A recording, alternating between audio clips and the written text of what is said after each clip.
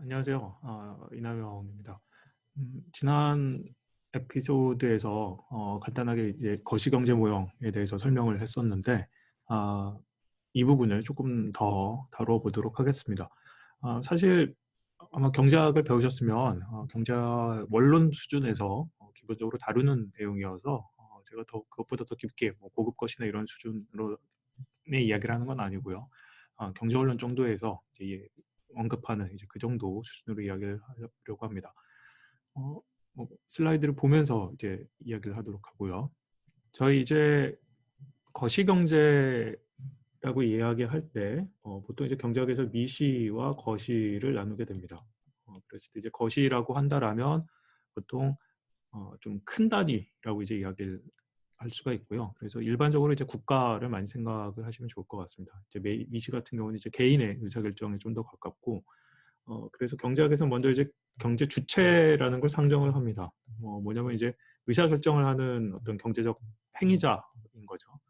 여기서 말하는 행위자라는 이제 어떤 특성을 가지고 있다라고 우리가 그냥 가정을 한다라고 이해하시면 좋을 것 같고요.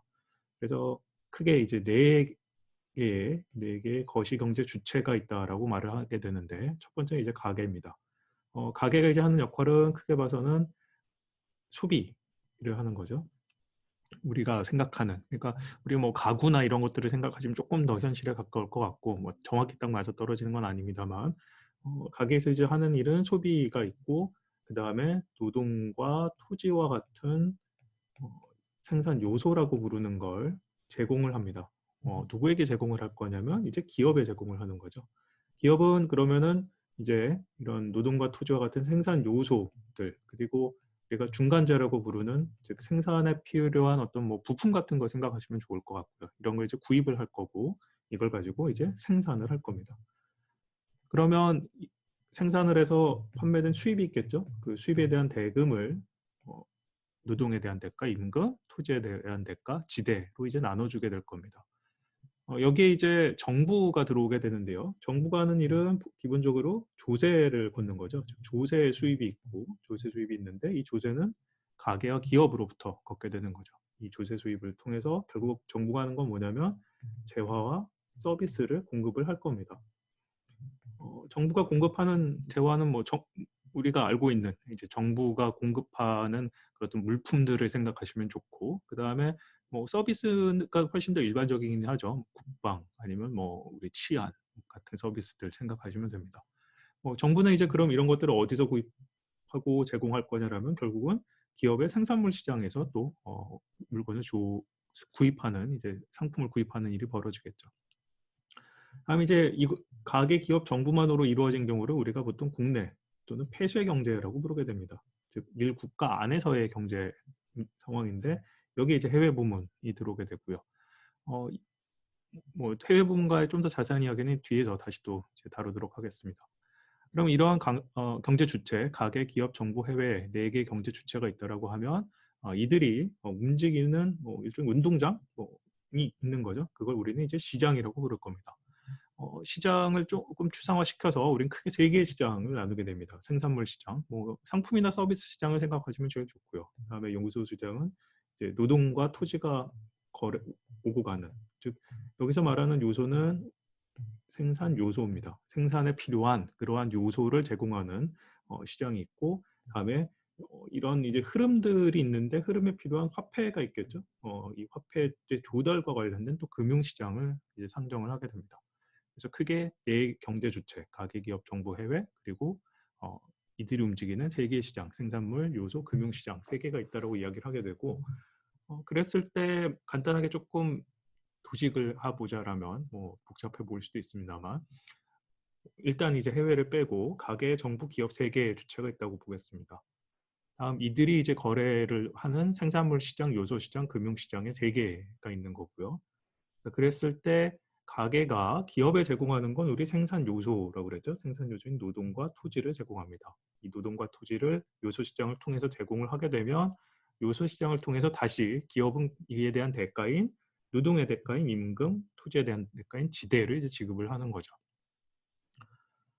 다음 가게는 그럼 이렇게 벌어들인 임금지대 소득이 있겠죠. 이 소득을 가지고 결국 하는 일은 뭐냐라면 소비 지출을 할 겁니다. 돈을 쓰는 거죠. 돈을 쓰는데 어디서 쓰냐? 생산물 시장에서 써서 소비재나 서비스를 이제 구입을 하게 될 겁니다. 그런데 이런 소비재나 서비스는 사실 어디서부터 올 거냐면 기업으로부터 오겠죠. 기업이 생산한 것으로부터 오게 될 것이고, 기업의 생산으로부터 오게 된다라고 생각하시면 좋고, 다음 이 생산물 시장에서 그러면 기업은 생산물을 파는 것뿐만 아니라 사실은 기업도 여기서 소비를 하게 될 겁니다. 이 기업의 소비를 우리는 이제 투자라고 부를 겁니다. 뭐 다른 표현으로 보통 이제 가게가 하는 건 소비, 그리고 기업이 하는 건 투자고 둘 다 쓰는 거죠. 이 쓰는다라는 걸 이제 표현하기 위해서 보통 지출이라는 표현을 씁니다. 영어로 이제 expenditure가 되게 듣고, 그래서 투자 지출을 통해서 기업이 투자를 통해서 자본재와 서비스를 역시 구입을 하겠죠. 뭐 공장 짓는 거 생각하시면 제일 간단할 것 같습니다. 네, 이런 것들을 기업이 생산물 시장으로부터 구입을 하게 되고, 다음 이제 정부가 하는 일은 결국 조세를 받는데, 조세라는 건 가게뿐만 아니라 사실 기업으로부터 조세도 받죠. 기업 조세도 여기 포함이 될 겁니다. 그런 다음 정부가 제공하는 재화 서비스를 이제 가게에도 제공하고 사실 기업에도 제공하죠. 우리 뭐 보통 공공재라고 부르는 거 이야기하면 국가의 국방, 치안 이런 거는 가게도 누리는 거지만 기업도 누리기 때문에 사실 이 두 가지는 다 기업에게도 해당이 됩니다. 뭐 제가 좀 그래프를 잘 못 그려서 이렇게 일단 표현은 된 상태고요. 다음에 정부가 그럼 이런 제공하는 재화나 서비스는 정부 직접 만드는 것도 있지만 그렇지 않고 정부가 구입하는 경우들이 있죠. 이제 그런 것들은 정부의 재화 서비스를 생산물 시장에서 구입을 하게 되고 혹시 그에 대한 대가로 정부가 지출할 겁니다. 그걸 우리는 이제 정부 지출, 영어로 이제 government expenditure라고 이제 부르고 있습니다. 자, 그래서 이런 기본적인, 그러니까 이렇게 움직이는 걸 우리가 보통 실물 시장이라고 부르게 됩니다. 이런 움직임을 실물에서의 움직임이라는 표현으로 경제학에서 많이 부르게 되고요. 여기에 이제 더해서 생각해 볼 게 이제 바로 금융의 움직임입니다. 금융이라는 건 결국 이제 화폐 흐름을 원활하게 해준다라고 우리 생각을 해본다라면 어, 가계가 갖고 있는 소득의 일부를 세금으로 내고 그 일부를 또 소비하고 나면은 나머지를 이제 저축을 하는 셈이라고 이제 이해를 하게 됩니다. 그래서 이 저축된 것이 금융시장에 들어가게 되면 어, 이 필요한 돈을 옮겨주는 거죠. 그러니까 지금 당장 가계는 저축이라고 표현한 건 뭐냐면 지금 당장 가계는 이 돈을 필요로 하는 게 아니죠. 그래서 이런 부분들이 약간 조금 일반적인 생각과 좀 다를 수도 있을 텐데 지금 뭐냐면 우리는 저축 먼저 하고 소비한다라고 하는데 이 메커니즘 뭐냐면 가계는 소비나 조세 이런 거 지출할 거 먼저 다 한 다음에 나머지를 저축하는 셈입니다. 그래서 여기서 저축이라는 건 그냥 남아있는 상태인 겁니다. 소비하지 않고 남아있는 상태의 것을 우리가 금융시장에 맡겨놓게 되면 그때 돈이 필요한 누군가에게 옮겨가겠죠. 그 누군가는 이제 기업하고 정부가 될 겁니다. 물론 여기에 이제 가계도 포함되죠. 즉 뭐냐면 이제 제가 은행에 저축을 하면 필요한 다른 사람도 이제 돈을 가져다 쓰겠죠. 이제 그것도 포함이 될 겁니다.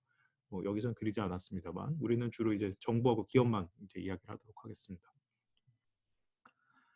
그러면 이제 그 대가로 저축을 한 것을 저축한 그 자금이 금융시장을 통해서 기업과 정부로 움직이게 이전이 되고 그러면 정부나 기업은 이에 대해서 뭘 하냐 이제 이자나 배당금을 지급을 하는 거죠. 아니면 채권 수익에 대한 판매가 있을 거고 여러 가지 복잡한 현실적인 것들이 있습니다만 우리는 단순하게 그냥 이렇게 이해를 하면 될 것 같습니다.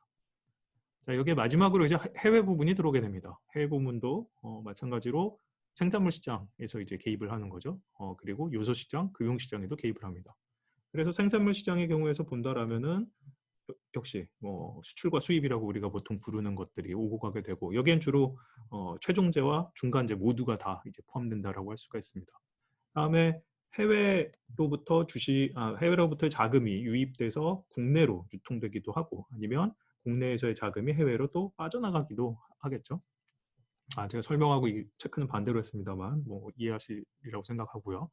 다음에 이제 최근 나타난 현상 중에 하나는 또 노동의 이동이라고 또 할 수 있을 겁니다. 이주노동이라고 부르는 이제 그 부분들도 요소 시장에서의 노동의 이동도 나타나고 있는 상태고 토지 같은 경우는 물론 이동이 좀 어렵죠. 예, 해외에서 구입하게 됩니다만 사실 그런 경우 금융시장을 통한 메커니즘이라고 볼 수 있고 일단 요소 시장의 개입은 노동 정도로 보면 좋을 것 같습니다.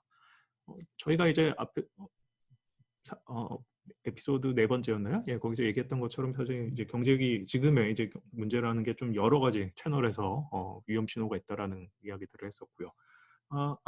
제가 하나 설명도 안 했던 게, 또 금융시장의 움직임을 이제 별도로 따로 떼서 금융이라고 부르게 되고, 그래서 최근에 우리가 경험했던 위기들이라고 불렀던 건 보통 이제 금융 부분에서의 문제거나 아니면 해외 일부 지역 아니면 국내더라도 이제 해외는 괜찮고 국내가 문제인 그런 경우들로 이제 이해할 수가 있는데, 지금 이제 이 상황은 사실 실물에서 먼저 문제가 터졌고 생산에 문제라는 게 신경 써야 된다는 게 바로 그 이야기죠. 실물에서 문제가 터졌고 이게 이제 금융으로 전파되지 않도록 하는 게 이제 그 큰 관건 중에 하나고, 또 일국 안에서 국내 안에서만의 문제가 아니라 지금 해외 부분도 같이 문제가 터진 이제 이런 좀 복잡한 상황이다라고 이야기를 했었습니다.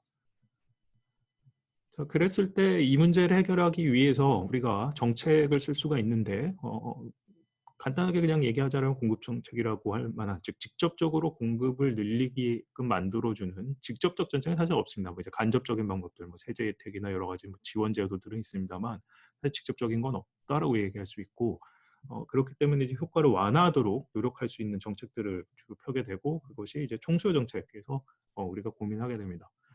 총수요 정책을 크게 보면 이제 재정 정책하고 통화 정책으로 나눠볼 수가 있는데, 뭐 여러 가지 정책 수단들이 조금 더 구체적으로 나옵니다만, 재정 정책이라는 건 기본적으로 정부 지출을 늘리는 겁니다. 정부가 지출을 늘려서 소비를 메꿔주는 거죠. 그다음에 이제 통화 정책이라는 거는 이자율을 낮춰서 기업의 투자 지출을 유지시키도록 하는 겁니다. 우리 아까 간단한 메커니즘에서 생각해 보면은 정부, 가계, 기업이 있어서 이게 다 순환되는 흐름이었죠. 이게 다 순환되는 흐름인데, 생산물 시장이 있고 요소 시장이 있고요.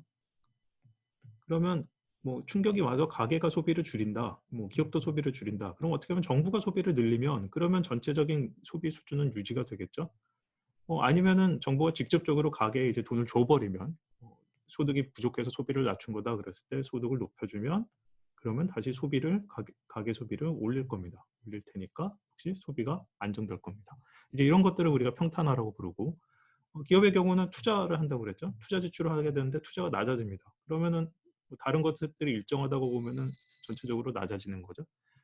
그런데 이자율을 낮추면 이자율을 낮추면 투자를 높일 테니까, 즉 돈을 빌려간 다음에 미래에 갚을 거고 그 갚는 기간 동안에 내야 될 부담이 줄어드는 거니까, 투자를 해서 생산을 늘리고 판매를 늘려서 그 이득으로 이자를 내고 나중에 원금 내면 되는 거니까, 그렇기 때문에 이제 이자율을 낮추면 투자를 늘린다고 이야기를 하게 되는 겁니다. 그렇게 되면 투자를 유지시킬 테니까 역시 전체적인 소비 하락을 막고 경제 전체에서의 소비 수준은 유지시킬 수 있는 이제 그런 지출 수준을 유지시킬 수 있는 이제 그런 방법이 된다라는 게 기본적인 아이디어라고 할 수 있습니다. 이런 관계들을 조금 그래프로 본다라면 이제 지금의 상황을 설명하기 위해서 우리는 노동과 생산 두 측면에서 이제 보고자 합니다.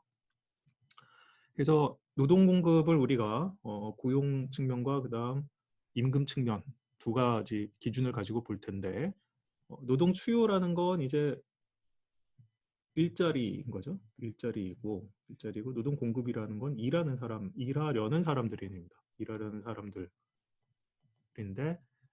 그러면 일하려는 사람들은 임금이 높아지면 일을 더 많이 하려고 하겠죠. 다음에 반대로, 그러니까 우상향하는, 우리가 보통 경제학에서 오른쪽 위로 올라간다라고 표현을 하는 거죠. 다른 의미는 임금이 높아지면 일을 더 많이 하려고 그러고, 반대로 임금이 낮아지면 일을 줄인다라는 거죠. 일을 안 하려고 그럴 거고, 반대로 임금이 높아지면 일자리 별로 안 늘리려고 하겠죠. 사람 쓰는 게 비싼 셈이 되니까. 다음에 임금이 낮아지면 일자리도 많이 쓰려고 할 겁니다. 그래서 보면 이제 우하향한다고 하는 이런 형태의 이제 노동 수요 그래프로 이제 그리게 됩니다. 그러니까 노동 공급은 뭐였죠? 우리 아까 메커니즘에서 보면은 노동 공급은 이거는 가게에서 하는 거고, 노동 수요는 이제 기업에서 하는 거라고 이제 볼 수가 있습니다. 자, 그랬을 때 지금 이제 나타난 문제는 우리 뭐라고 말을 했었냐라면, 질병에 의해서 노동 측에 충격이 왔고, 정확히 표현해서 노동 공급에 먼저 충격이 온 거죠. 즉 아프니까 일을 못하는 거죠. 아파서 일을 못하는 상태가 벌어졌고, 그래서 노동 공급이 줄어듭니다. 자, 줄어든다는 건 뭐 어떤 의미가 될 거냐면, 뭐 밑에 거하고 나중에 좀 이어서 설명하고요. 노동 공급이 줄어든다는 건 뭐가 될 거냐면 같은 임금 수준입니다. 같은 임금 수준인데 노동량이 줄어드는 거죠. 그래서 이제 그래프로 그린다면 우리 뭐라고 말하냐면 왼쪽으로 이동했다라고 이제 표현을 하고요. 그래서 다음과 같이 노동 공급의 감소는 그래프 왼쪽 이동으로 표현을 할 수가 있습니다. 자, 그랬을 때 이제 어떤 일이 벌어질 거냐면 밑에 있는 생산과 연결을 시켜서 볼 수 있는데요. 자, 아무런 변화가 없을 때를 기준으로 본다라면 그러면 그때의 고용 수준에 의해서 어느 정도의 생산이 이루어질 겁니다. 이 생산은 우리가 이 경제가 갖고 있는 총생산 능력 정도, 그걸 우리가 총생산 함수로 표현할 수 있다라고 하고, 그래서 그 함수에서 이 정도 고용되면 이 정도 생산할 수 있다 생각해 보자는 거죠. 이게 그러니까 정확한 현실의 수치나 이런 게 아니라 뭐 이렇게 생각해 보자는 겁니다. 총생산을 할 수 있는 능력이 있고 그 능력이 이제 노동량에 따라서 달라질 텐데 지금 이 정도 수준, 이거를 2라고 해볼까요? 이 수준 정도에서의 고용을 하게 되면은 생산은 이 정도 이루어진다. 이거를 Q2라고 해보죠. 자, 그런데 이제 어떤 일이 벌어졌냐면 감소합니다. 공급이 감소했고, 그 다음 이제 우리가 지금 겪고 있는 문제 중에 또 하나는 보통 영어로 이제 락다운이라고 그래서 봉쇄 조치가 들어가면서 사람들이 거리에 못 나오는 거죠. 우리도 이제 어느 정도는 지금 영업 중지가 되고 뭐 이런 것들이 있죠. 그래서 뭐였냐면 소비를 못 합니다. 즉 수요가 줄어듭니다. 수요가 줄어들게 되면서 기업들은 어떻게 하죠? 당장 겪고 있는 것처럼 우리 항공업, 그다음 운송업 이런 쪽들에서 문제가 생겨서 무급휴직이나 해고까지 가게 되죠. 해고를 하게 된다는 얘기는 결국 뭐냐면 노동 수요가 줄어듭니다. 노동 수요가 줄어드는 거니까 일자리가 줄어들면은 역시 어떻게 되는 거죠? 같은 임금 수준인데 비해서 필요로 하는 일자리가 주는 겁니다. 그러니까 다음과 같이 노동 수요 감소는 역시 왼쪽의 그래프 이동으로 표현할 수가 있고, 자, 그러면 노동 공급도 줄었습니다. 다음에 노동 수요도 줄었습니다.